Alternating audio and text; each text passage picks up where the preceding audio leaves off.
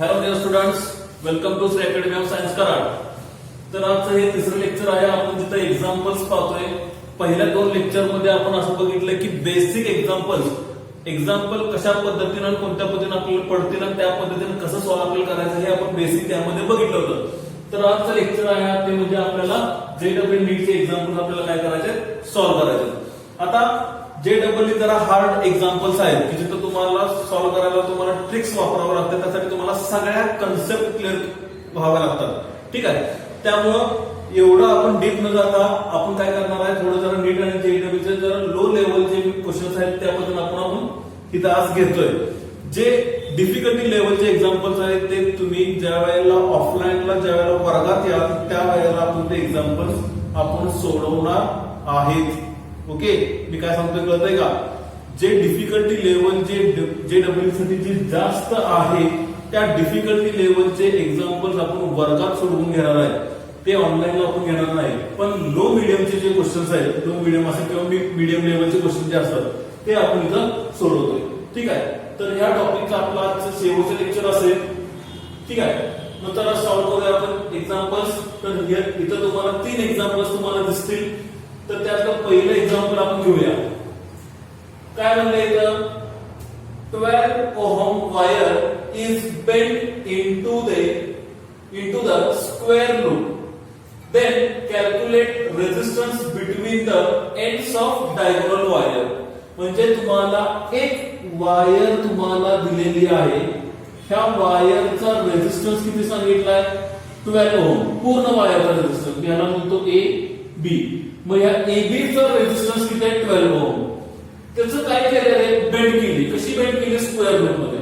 Square loop मध्ये म्हणजे तुम्हाला हा स्क्वेअर असा बघायला मिळेल, ठीक आहे। आणि स्क्वेअरची साईड काय असतात रे, स्क्वेअरची साईड सेम असतात। म्हणजे इथं जर ए असेल तर इथं पण तुम्हाला ए असेल। त्याचा एरिया किती मिळणार, area is equal to a into a, म्हणजे एरिया साईडचा स्क्वेअर, बरोबर। हे आपल्याला माहिती आहे। मग आता सध्या मला काय सांगायचं आहे, जी वायर आहे ती स्क्वेअरच्या फॉर्म मध्ये आपण त्याला बेंड केली। इथं पण ए मिळाला, इथं पण ए मिळाला। Then calculate the resistance between the ends of diagonal wire. म्हणजे मी जर आता ह्याला मी नाव दिली ए बी सी आणि डी, तर डायगोनल कुठे येणार, डायगोनल इथे एक तरी किंवा इथे एक तरी। मग कुठलाही पॉईंट घ्या, एसी घ्या किंवा बीडी घ्या। मग या एंडला तुम्हाला काय करायचं आहे, तुम्हाला त्याचा रेझिस्टन्स फाइंड करायचा आहे। म्हणजे हे पॉइंट मी असे पकडतो, येते लक्षात। म्हणजे ए पॉइंटला तुम्ही इथं एक्स म्हणा, या पॉइंटला तुम्ही वाय म्हणा। मग आता काय म्हणलंय, calculate resistance between the ends of diagonal wire. म्हणजे ह्या एंडला एसी ला तुम्हाला त्याचा रेझिस्टन्स फाइंड करायचा आहे किंवा बीडी ला तुम्हाला रेझिस्टन्स फाइंड करायचा आहे, ओके। किंवा मी आता हे जरा कन्फ्युजन होतंय ना, त्यासाठी मी काय करतो, ह्याला सी म्हणले ना, इथून एक पॉइंट काढतो, इथून एक पॉइंट काढतो, ओके। आणि हे मी कनेक्शन अशा पद्धतीनं जोडतो। म्हणजे काय झालं, आता बीडी साठी तर आपल्याला रेझिस्टन्स फाइंड करायचा आहे। मग आता टोटल म्हणजे ए पासून पुन्हा ए पर्यंत, म्हणजे इथून ए पासून बी, म्हणजे स्टार्टिंग फ्रॉम पॉइंट इथून ए, इथून तो पूर्ण वायर म्हणजे हा बी। टोटल वायरचा रेझिस्टन्स किती आहे, 12 ओहम। म्हणजे ह्या सगळ्या वायरचा रेझिस्टन्स किती आहे, 12 ओहम, ठीक आहे, पूर्ण। पण आता तो किती वेळा डिवाइड झाला वायर, 4 वेळा डिवाइड झाला। कारण त्याला आपण काय केलाय, बेंड केलाय। कोणत्या लूप मध्ये, स्क्वेअर लूप मध्ये। मग स्क्वेअर मध्ये साइड काय राहणार, सगळीकडे सेम। मग आता साइड प्रत्येक ठिकाणी जर सेम असेल तर प्रत्येक ठिकाणी रेझिस्टन्स पण सेम असणार की, ठीक आहे। म्हणजे इथं रेझिस्टन्स बघितला, इथं बघितला, इथं बघितला, इथं बघितला, तर प्रत्येक ठिकाणी रेझिस्टन्स तुम्हाला सेमच मिळेल। म्हणजे ती 12 ओहमची वायर तुम्ही किती वेळा डिवाइड केली, 1 2 3 4 वेळा तुम्ही त्याला डिवाइड केली वायरला, बरोबर का। मग आता किती येतं बघा बरं, त्या साइडसाठी रेझिस्टन्स किती येतं बघा, 4 1 जा 4, 4 2 जा 8, 4 3 जा 12। म्हणजे साइडचा रेझिस्टन्स मला किती मिळतोय, 3 ओहम। म्हणजे इथं 3 ओहम, इथं 3 ओहम, इथं 3 ओहम, इथं 3 ओहम, बरोबर। मग आता मला काय करायचं आहे, मला या बी आणि डी मधला रेझिस्टन्स मला फाइंड करायचा आहे। मग आता जर कनेक्शन बघितलं, कनेक्शन जर तुम्ही पाहिलं तर कनेक्शन कसं आहे रे? कनेक्शन बघा बरं, इथं एक रेझिस्टन्स, इथं एक रेझिस्टन्स, इथं एक रेझिस्टन्स, इथं एक रेझिस्टन्स. म्हणजे हे जे रेझिस्टन्स आहेत त्यांचं कनेक्शन कसं आहे? हे जे रेझिस्टन्स आहेत त्यांचं कनेक्शन कसं आहे? तर डी पासून बी ला जर गेलो, ती डायग्राम इथं ड्रॉ करतो. हा आपला डी पॉइंट, इथं आपली बॅटरी आणि हा आपला बी पॉइंट. ठीक आहे, इथं डी, इथं बी. तर डी पासून बी पर्यंत जाण्यासाठी आपल्याला डी पासून ए पर्यंत जावं लागेल, ए पासून बी पर्यंत जावं लागेल. म्हणजे इथून एक रेझिस्टन्स, इथं पॉइंट ए आणि इथं एक रेझिस्टन्स आणि त्यानंतर परत हा पॉइंट बी. ठीक आहे, म्हणजे हा तुम्हाला एक रेझिस्टन्स बघायला मिळेल, इथं तुम्हाला एक रेझिस्टन्स बघायला मिळेल. तसंच डी पासून इथं सी ला जायला लागेल, डी पासून सी ला जायला लागेल आणि सी पासून पुन्हा बी ला जावं लागेल, सी पासून पुन्हा बी ला जावं लागेल. म्हणजे इथं पॉइंट आला सी. येते का लक्षात? ठीक आहे, म्हणजे आता बघा हे दोन रेझिस्टन्स काय झाले? हे दोन रेझिस्टन्स सिरीज मध्ये आले. हे दोन रेझिस्टन्स काय झाले? हे पण सिरीज मध्ये आले. इथं 3 आहे, इथं 3 आहे, इथं 3 आहे, इथं 3. मग सिरीजचा फॉर्म्युला काय आहे? तोच मी इथं सांगितलं. सिरीजचा फॉर्म्युला काय आहे? सिरीजचा म्हणजे RS is equal to R1 plus R2. म्हणजे किती? 3 प्लस 3 किती येते? 3 आणि 3 6.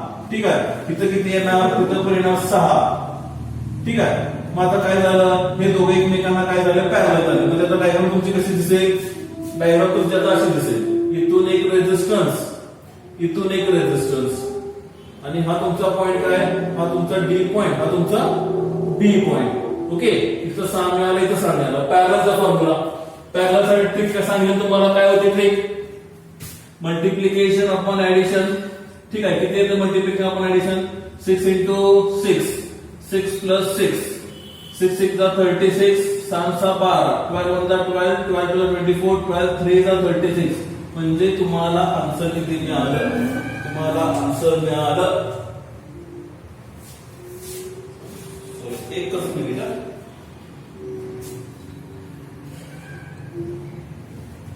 ऑप्शन चुकले तिथं आपले.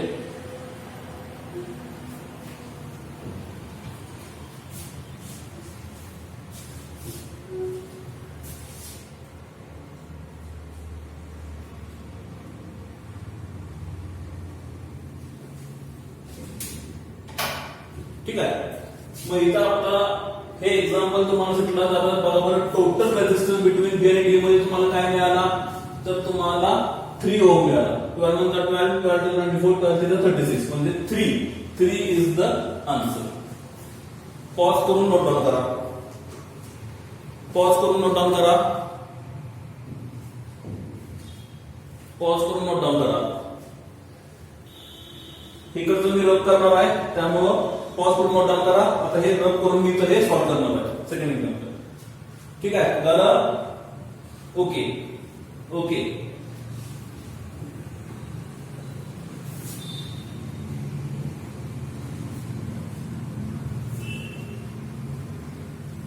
चला next example. A rectangular block has dimensions 50 centimeter into 1 centimeter into 1 centimeter. 3 dimension दिले. Find resistance across its square. म्हणजे स्क्वेअर साठी एक रेझिस्टन्स फाइंड करायचा आहे. दुसरा म्हणजे अक्रॉस अपोजिट रेक्टँग्युलर प्लेसेस. आणि दिलाय काय तुम्हाला? रेझिस्टिव्हिटी दिलेली आहे. Resistivity rho is equal to 50 into 10 raised to -8 ohm metre.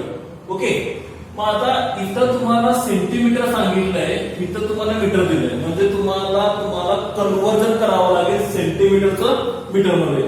पण तुम्हाला दिलाय काय? एक ब्लॉक दिलाय. ठीक आहे, ब्लॉक दिलाय कसा? 50 सेंटीमीटर. 50 म्हणजे पहिल्यांदा मी त्याला असा घेतो 50 सेंटीमीटर. त्याच्यानंतर 1 सेंटीमीटर 1 सेंटीमीटर. ओके, म्हणजेच